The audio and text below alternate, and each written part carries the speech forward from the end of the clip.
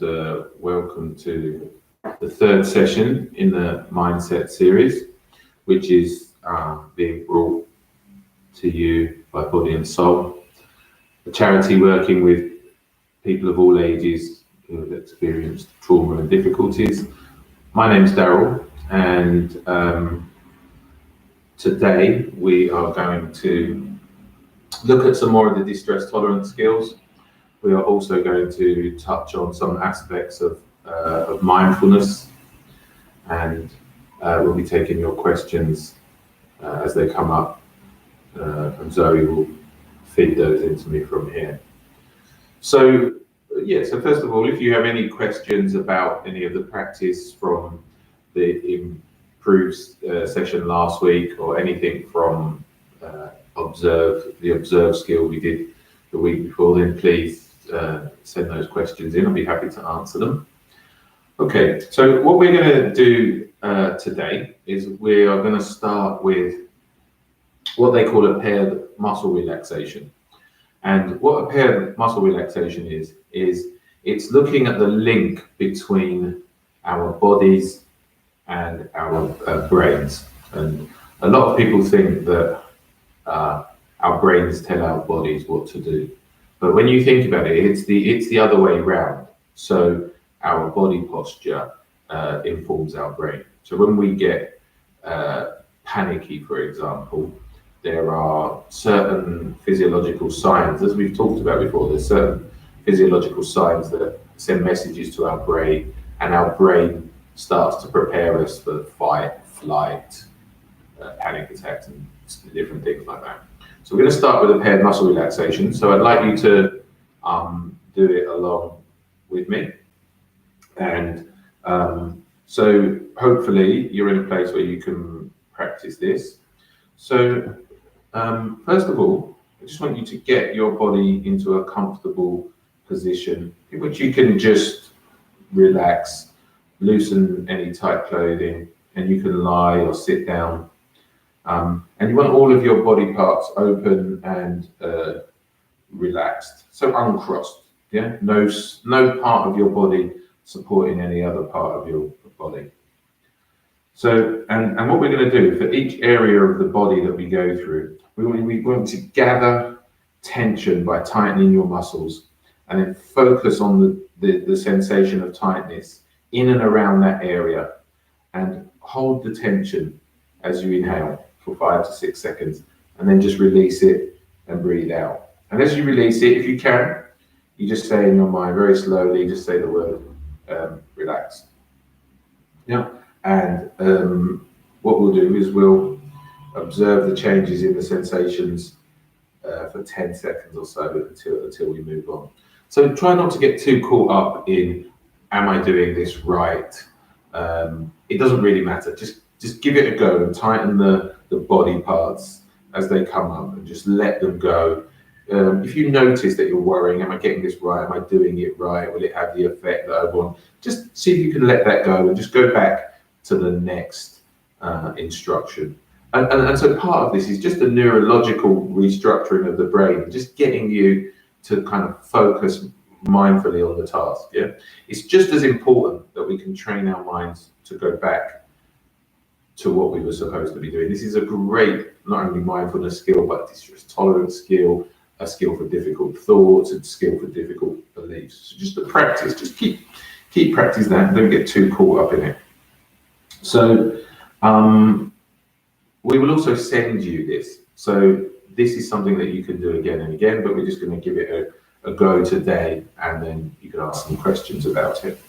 So now that you're sitting there, hopefully with your body parts uncrossed. So the first thing I want you to do is I want you to take your hands and your wrists and make fists with both hands, and put your fists up to your wrists like that, and then squeeze it and really hold it and hold it and hold it and hold it and hold it, and then let it go. And now make fists and bend both arms up to touch your shoulders. Yeah? And then squeeze that in as tight as you can. hold it, squeeze it, go on a little bit tighter, hold it, and hold it, and hold it, and then let it go. And now, with your shoulders, I want you to pull both shoulders up to your ears and squeeze them, squeeze them, squeeze them up, and hold it, and keep holding it. Hold it and tighten it as long as you can. Hold it, hold it, hold it, tighten it up, and then let it go, breathing out and saying relax. And now, pull your eyebrows together. See if you can join your eyebrows up. Yeah, pull them together, wrinkle in your forehead, and squeeze it, and squeeze it, and squeeze it, squeeze it in, squeeze it in, squeeze it in, and then let it go. And just notice. And now, just close your eyes and squeeze them tightly shut. Just squeeze them. Put all the effort into squeezing, and hold it, and hold it, and hold it. Still hold it, and then just let it go. And now your nose and upper cheeks. Scrunch up your nose, bring your upper lip and your cheeks towards your eyes. Big, like a big kissy. Yeah, and squeeze that piggy face, and squeeze it, and squeeze it, squeeze it up, squeeze it, and squeeze it, and squeeze it, and then just let it go. Yeah, and now your lips and your lower face. Press your lips together and bring the edges of your lips back towards your ears. So like that. A little gorgeous. Yeah. And squeeze it. And squeeze it. Keep squeezing. Keep squeezing. And then just let it go. And then just notice that. And now, with your tongue and your mouth, teeth together, and your tongue pushing on the upper part of your mouth. Yeah? And just squeeze it and push the tongue up. Push it and push it, push it, push it, and squeeze it and squeeze it and squeeze it, and then just let it go. And now with your neck, push your head back into your chair, floor, or bed, or push your chin down to your chest. Yeah. So either this one or this one, and then squeeze it. Squeeze it, squeeze it, squeeze it, squeeze it, squeeze it, squeeze it, squeeze it. And then when you want to squeeze it some more. Tight as you can, tight as you can. And then as you breathe out, yeah. And now for your chest. Now just take a deep breath, like fill your lungs all the way up. And then you're going to hold it in. Hold it, and then just hold it, and just keep holding it. Tighten it up, tighten it as much as you can. Tighten it, tighten it, tighten it. And then breathe it out and let it go. Okay, and now with your back, I want you to arch your back and bring your shoulder blades together. Yeah, like you're trying to touch your shoulders to each other. Yeah? And really pull this one, because so many people hold the tension in their neck. Squeeze it around and tighten it and tighten it and hold it and hold it and hold it and hold it. One more hold, and then just and breathe out and let it go. And now just notice, and now you're going to hold your stomach in. I've got a lot to hold in, but hold it in and hold it and squeeze it, really squeeze it and squeeze it and squeeze it and squeeze it, then squeeze it some more and keep squeezing and keep squeezing, and then let it go. Okay, and the next, what we need to do is I want you to squeeze your buttocks together, your glutes, squeeze them up like you're trying to hold a walnut between your butt cheeks, you know, and then so squeeze it. You don't want to drop that walnut, and squeeze it and tighten it and tighten it and keep tightening it, then tighten it some more and let it go. And now what we're going to do is we're going to do the upper legs and thighs. So with your legs out in front of you, you're going to tense your thighs. Squeeze them like you never squeezed them before. And squeeze them, and squeeze them. Yep, you are meant to hold your breath during this and then breathe out, yeah, afterwards. That was a good question. Yeah. Squeeze it, and squeeze it, and squeeze it, and squeeze it. Yeah. So it doesn't matter if you hold your breath or not. Ideally, you would hold your breath, but do it if you can. Otherwise, just get used to, just try this. You'll feel an effect anyway, so just give it a crack. And then off you go, and squeeze, and let those thighs go. And then the next one is the upper legs and thighs. Oh, no, we've done that. Is your calves. So your legs out and point your toes down. A bit like the old ballerina pose. Yeah. So toes out, push it down, and hold it, and hold it, and hold it, and then keep holding it, keep holding it, keep holding it, and then let it go. And then just notice. And now with your ankles, I want you to put your legs out, point your toes together and your heels out, and your toes curled under, like a grip. Like you could pick up that walnut that you dropped from your butt. Yeah, so you're going to squeeze your toes over there. Yeah, it's like you're going to try and pick it, and then hold it, and hold it, and hold it, and hold it, and let it go out. And now we're just going to go back to the chest and just fill it up, and then hold your breath, and hold it, and hold it, and hold it, and then just let it go. And now just take a moment to notice. Just take a moment to notice that. And see if you can notice, see what you notice, any changes.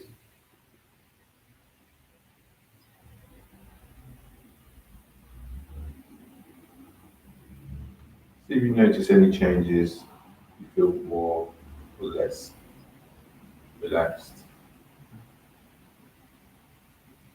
Okay. And you can, the problem with me now is I feel a little bit too relaxed to do this. I fancy nipping off for a snooze. Okay, so what I want to tell you about this is that this is called a progressive muscle relaxation, yeah? And so you may notice that you feel slightly different from doing this. And although you may get a 10 or 15% reduction in your tension, a little bit more maybe, the more distressed you are, the bigger this has an effect, right? Because as we get more distressed, our body starts to really bunch up, like we've been talking about for a few weeks now. Yeah. So the more distressed you are, the better the effect that you can get from it. Okay. So this is one that we're going to send you a link to, and we're going to send you these where someone will guide you through this. Yeah. We'll send you the recordings on it. Okay. So what we're going to do for the rest of the day, we're going to talk to you about another distress tolerance skill, which is called a self-soothe, right? Or the way that we would soothe ourselves in difficult times. And you know, one of the reasons, I'm going to tell you the reasons why we might self-soothe through our senses, and I'm going to try to give you maybe a little bit of a different perspective on the benefits of self-soothing, because lots of people, especially people that are sort of highly critical and stuff like that of themselves, they find the concept of soothing themselves very difficult. They get caught up in, well, they don't deserve it, or when we're distressed, we don't think about ways to bring that distress down through our senses. You know, we often engage in more critical thinking. Why did I do that? What did I do with that? What's wrong with me? Am I stupid, crazy, etc., etc. So, I've just checked for some questions, and okay, I think I'm going to answer most of these questions here. So what we're going to do, right, is I'm going to give you some reasons perhaps why we could consider being more soothing towards ourselves. So what you have here is you have this is called affect regulation, and what you have here is that all of us within us have three systems going on in our brain. We have I don't know if you can see this, but we have a threat system, a drive or excitement system, yeah, and we have a soothe system, yeah. And what the threat system is, the threat system is part of the amygdala, which is a part of the brain which is very sensitive, yeah. It's very sensitive. It helps keep us safe and stuff like that, yeah. But it also has other functions as well. And if you look at the threat system, yeah, or when you have a threat system, the threat system is influenced by our experiences, particularly early experiences. So if you've had a childhood of, constant criticism or being bullied, you've had negative environmental experiences, you lived in a house with violence, or even just being picked on, criticized, neglected, what happens in this threat system is from an early age, it starts to grow. It starts to become very sensitive. It's like a smoke detector or a sore knee. You poke at it. If you keep poking at it, it starts to swell up and get bigger and bigger.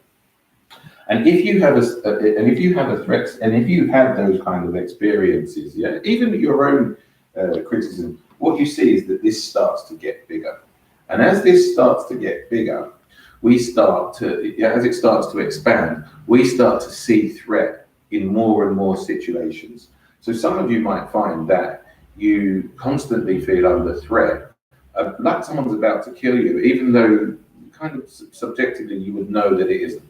So you might feel suspicious, paranoid, not all the way to, yeah, even when you're out and about, when you're going through the streets, walking down the street, just in groups of people having this nervousness.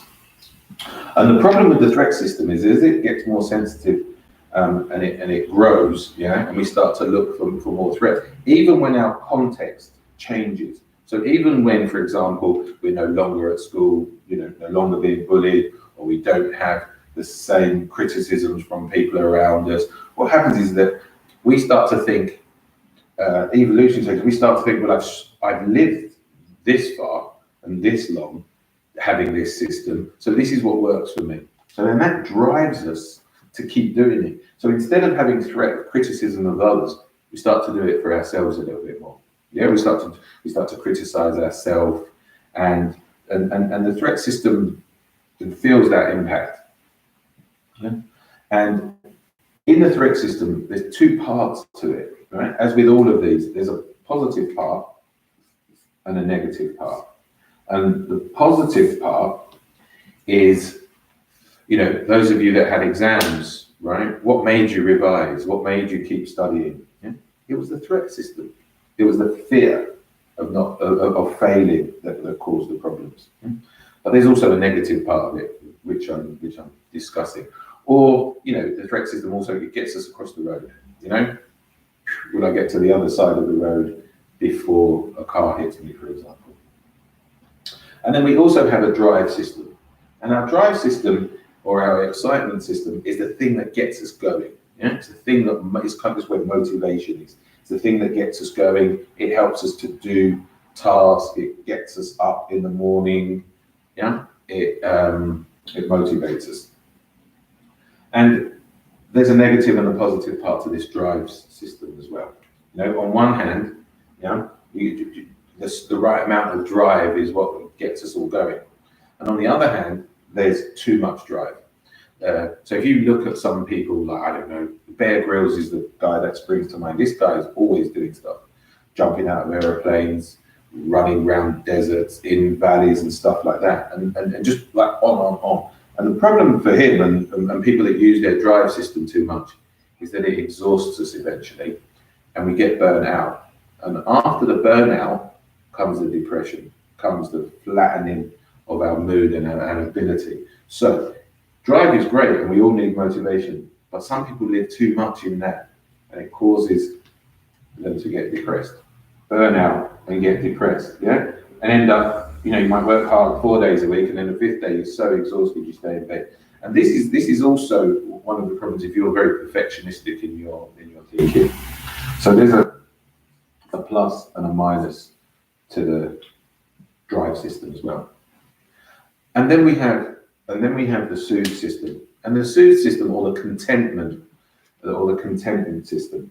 And what the soothe and contentment system is doing, this is about happiness and about being able to restore ourselves so that we can engage in some of the other stuff. So there's a positive and a negative part of the soothe system, right? When you soothe yourself, it has effects on the other systems. And the negative part of the soothe system is that if you soothe too much, this also causes problems. And I'll explain how this works in a minute.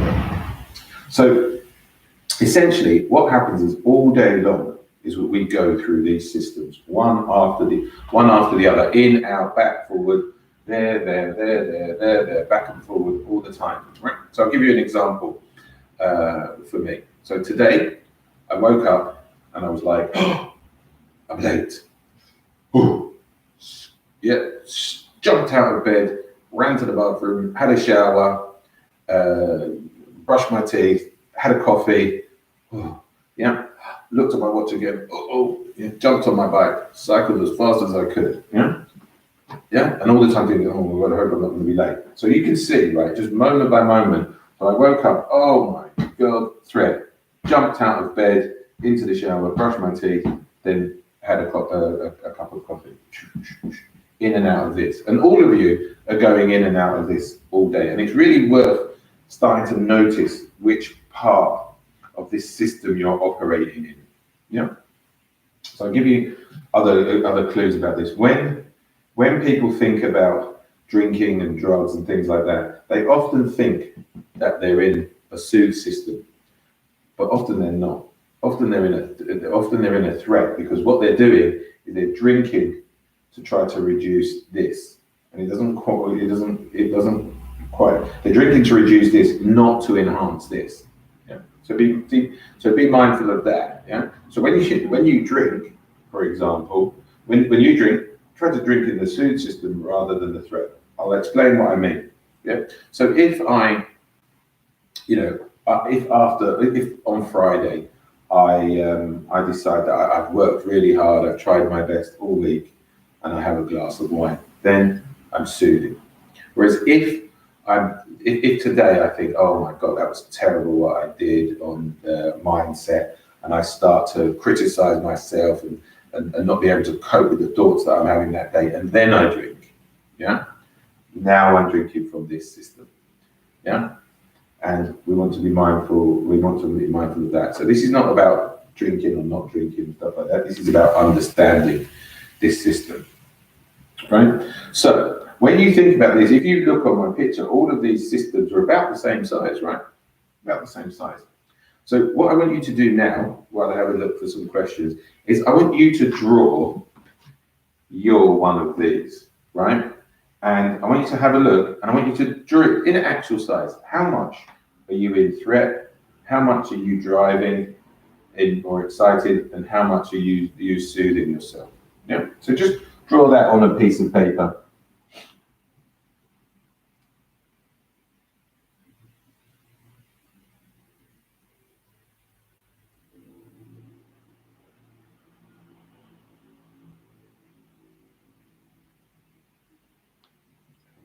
So I've just been asked by Zoe to move the board a bit closer. We'll send you a copy of this.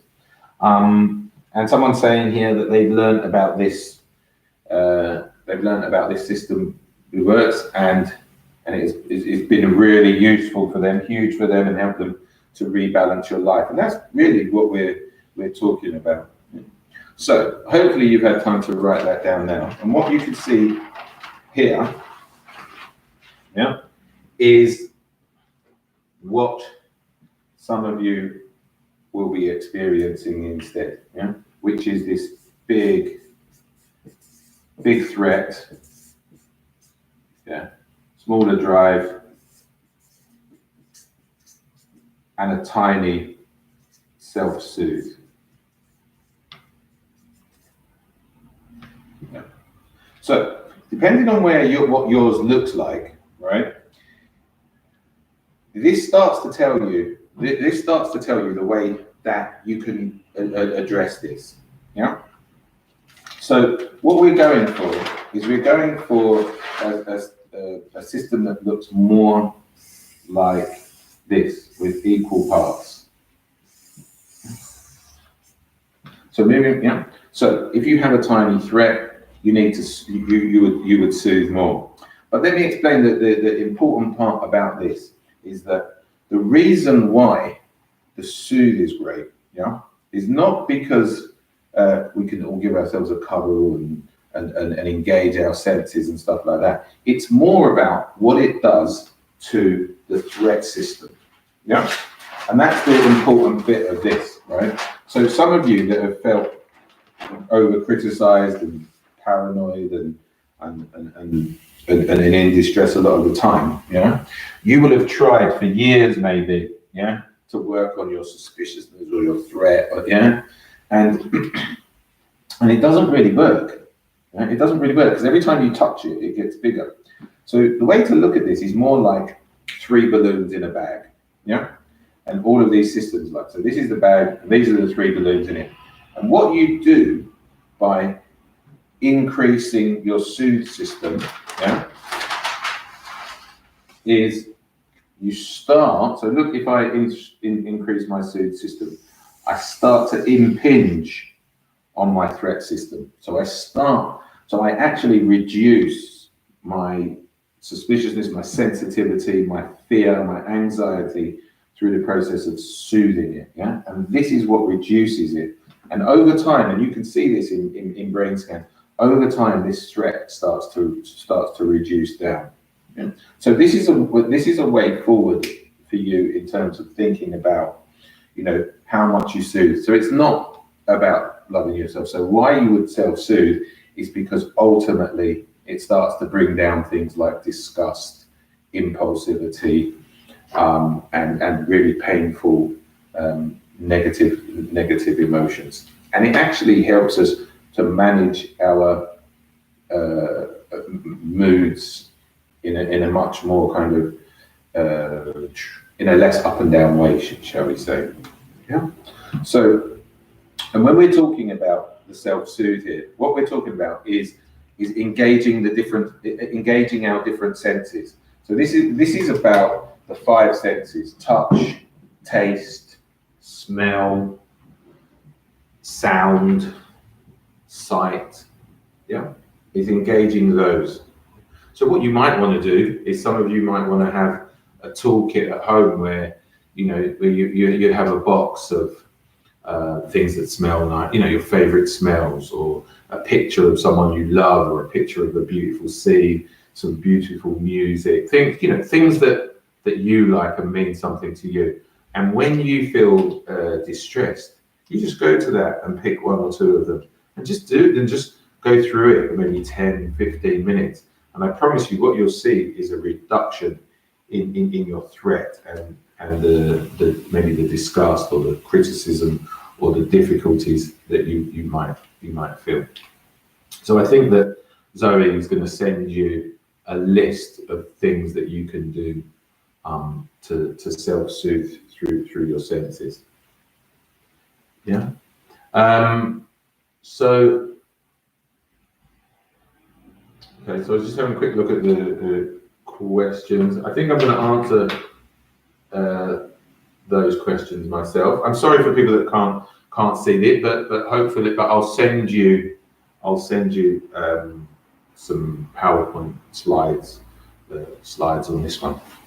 So what I'm going to do now is, when we're talking about soothing, I'm just going to read you a story about soothing and what it can do. So many years ago, an aging master grew tired of his apprentice's complaints, and one morning he sent him to get some salt. When the apprentice returned, the master told him to drink a handful of the salt in a glass of water and then drink it. "How does it taste?" the master asked. "Bitter," said the apprentice. The master laughed and then asked the young man to take the same handful of salt and put it in the lake. The two walked in silence to the nearby lake, and once the apprentice had put the water in, the old man said, "Now drink from the lake." And as the water dripped down the young master's chin, the old man asked him, "How does it taste?" "Fresh," remarked the apprentice. "Do you taste the salt?" "No," said the young man. And at this, the master sat back and explained softly to the man, "The pain of life is pure salt, no more, no less. The amount of pain in life remains exactly the same. However, the amount of bitterness we taste depends on the container we put the pain in. So when you're in pain, the only thing you can do is enlarge your sense of things. So not being a glass, becoming a lake. And in a way, that's what self-soothing is. By expanding our senses and the soothing effect of our senses around us, we start to mitigate some of the pain in that moment. Okay, so I hope that's clear. Okay, so the next thing we're going to talk about today is what we call one mindful, or one mindfulness, and this is great for extreme distress. And what one mindful is about focusing on just doing one thing in a moment. I know in the modern world it's all about multitasking and doing two things at once and doing as many things as you can, but this has consequences. So for example, if they had black boxes or if they had flight recorder type instruments in cars, what you might see is people, before any accident, you might see someone driving down the road and saying, "Right, I'm just going to change the radio." Yeah, or "Did you see that crash over there?" Yeah. So when we're distracted, difficulties come into our lives for sure. Yeah. And depending on how many things we do, the more chance we have of becoming distressed, because we don't notice other things. Yeah. And so the thing about one mindful is that you can see, that when people multitask, and you can see it happen in the brain, when people multitask, it exhausts the brain. Yeah. So when we're talking about multitasking, we're not talking about not being able to put things aside and swap between tasks. We're talking about doing two things at once. And one of the ways that I learned this is that I used to work at home, and I used to write reports and different things like that. And when I was doing it, I would often catch up on the football that I missed the night before. So what I might find that I'm doing, I'd be writing a court report about somebody, or this person was showing signs of emotional dysregulation, and I'd be reading about my report, and I'd say, "But what a great goal they scored." And I'd be like, "What?" Yeah. So I would be like half listening to the football and half writing the report. And when I was looking at the football, I wasn't really noticing what was going on in the game. Some of the beautiful passages of play, or the great build up to a goal or something like that. I would just get a goal and I'd be like, "Whoa." Yeah. So I would be missing out on something I enjoy, or two things that I enjoy. I'd be missing out because I wasn't focusing my attention on each of those things. And so when I started to apply the technique of one mindful to this, what I noticed really quickly was that I could get these reports done quicker, and I had to re-edit them less. And so actually, I was much more efficient. I was quicker at doing it. Yeah. So that was a task that I wasn't particularly fond of. And the other consequence of this was that, something I enjoyed, which was football, I was missing great chunks of it. So when I would sit down and watch football, I would notice I would get more joy from it. Yeah, not every game, because some games were not great, but I would start to notice that. So this is the idea behind what one mindful. So I'm going to set you a challenge for next week, right? And then to try it onwards is I want you to think about something that you multitask. Yeah. So this might be TV and your phone. This might be your phone and your computer, your phone and Facebook. It seems to be the phone and everything these days. But think of something that you multitask, and just try for the next week to do one thing or the other. Yeah, and see what you notice.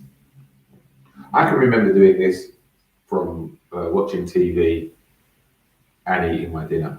And one of the things that I noticed is, I remember watching a TV program and eating my dinner. And what I did is when I just focused on this TV program, I realized that I didn't really like it that much. It was more or less the same storyline each week. So I was able to let that go. And this one mindful stuff is great in extreme distress, and there's loads of variants of it.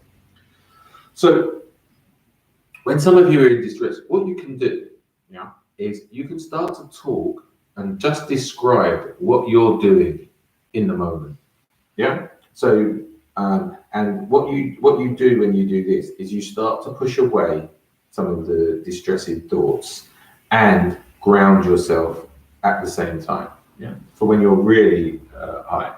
So, for example, what you might do is I might say, well, at the moment, I notice that my hands are rolling around in front of me. And then, I put my hands on my thigh and I've moved them up and down. And then I've looked over. So this is what's going on in your head, right? And you describe it in your head. And now I'm looking over to the board and I'm looking at those three systems of drive. And, now I can feel my feet on the floor. And then, I can feel a crick in my neck or something hurting in my back. And I just keep talking about what I'm putting the tea bag in the cup. Now I notice, there's steam rising from the kettle, and the steam's rising from the kettle, and I'm going to pour it in and on to the tea bag. Yeah, and I talk. Yeah, and if you notice that when you do this, you cannot really do anything else. Yeah, and this has a great effect if you do it for long enough, and will start to reduce any distress that you're feeling. So I'll give you some of the research and evidence behind this idea of being one mindful. So there was a very famous study done in the 1950s, and what they did it on was they took a population of people, who were considered chronic worriers, so people that were anxious very much, very often. And they took them and they didn't give them any medication or anything like that. And they just set them a task. And they just said to them, what we want you to do is every day for 25 to 30 minutes, we just want you to sit down and worry. We want you to bring every worry that's in your mind to your head and just sit there and focus on it and keep focusing on it. And when you get distracted, go back to worrying about it again and again and again. Just do it in this one mindful way. And once they tried it, they were astounded by what they saw after as little as about 6 weeks. And what they saw after about 6 weeks, or two of the main findings of it were, first of all, what they saw was that people couldn't do it. Yeah, because we know that the mind wanders, and that people's mind would wander to other things. They might wander to a pleasant event or something else that wasn't distressing for them. And when their mind wandered, this had an effect of breaking the belief in people's head was that all they were warriors. All they were warriors, and that's all they could do. So they started to notice that they didn't worry absolutely all the time. And that's an important part of it. But what else happened, or another consequence of it, was that people would, as they started to notice their worries later on in the day, what they would do is they would think, you know what, I think I'm going to change. I think I'm going to save this worry for my worry time later on. And as people did that, what it taught them is it taught them about compartmentalizing. Yeah, it taught them that they didn't have to worry about everything right now. That they could put something away as a worry and go back to it at the next day or another day. So these were two really important skills for people, because often, as we talked about before, when we're distressed in the moment and we're worrying about something, our problem-solving abilities are quite impaired. And then when they left it for a while, or when they went back to a worry again, they looked at it. They looked at it through a different lens, and that is also really important. Okay, so for those of you that are asking for the story and different stuff like that, we'll send you that. Okay, so before I give you the stuff for next week that you can have a go at, which is the self-soothe, the one mindful. I'm also going to mention to you that we're going to send you a link to a meditation. And the reason we're going to send you a link to a meditation is that some people find it helpful. But what I'm going to suggest is that you don't try to do silent meditations. Yeah. So people in extreme distress or have distressing thoughts and things like that, if you're just left alone with your thoughts, it can be really, really difficult. So look for meditations that guide you. Yeah? These are called anchor points. Yeah? Give you something to hook your attention onto. Yeah? Otherwise, we can start to collapse into our mind. Meditation, I know lots of people talk about it, but meditation is something that you can grow into later and later. So people in extreme distress, or even people that are dysregulated emotionally, please don't just sit there with your thoughts. So I'll send you a link to one, and see if you can let go of your judgments about it and about meditation, and just try it out and see what you noticed. And with the link, it starts to give you, it'll connect you up to other similar types of practices that we can do. And if you don't fancy meditation, just give it a swirl. Okay, so I'm just before we finish, I'm just going to answer some of the questions that Zoe sent in. Let's see what some of those are. Right. I'm not sure if it was brought up, but is there a way to try and balance your three systems? If you self-soothe too much, well,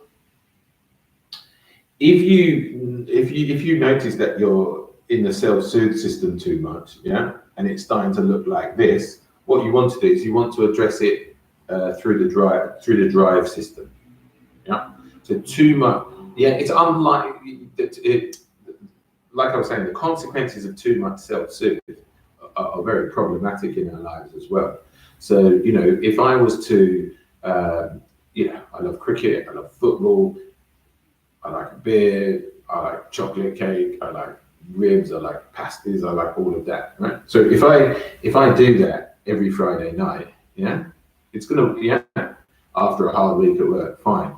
But if I do it on a Friday, Saturday, Sunday, the Monday, the Tuesday, it starts to have consequences. It starts to have consequences for me. I start to get fatter. My mortgage becomes at risk. I can't afford to pay my bills. I feel sluggish. I feel demotivated.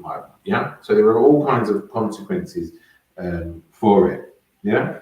So the balance idea would be to go for the drive. And what we're after at the end of all of this is a system that looks just like this. So kind of equal parts: soothe, drive, and threat. Yeah. So those three balloons in the back. So whichever ones are smaller, yeah, you grow your drive, you shrink your soothe, you shrink your threat through the soothe, and so forth. So that's what you're aiming for. Okay. So I can't answer that question because I don't understand it. Okay, so I'll try to answer some of the other questions by sending answers straight back. Okay, so that's it for this week. I hope you get a chance to practice some of this, and I'd love to know how people are finding some of the other exercises that they're doing. I know that they work, but we can help people fine tune them a little bit.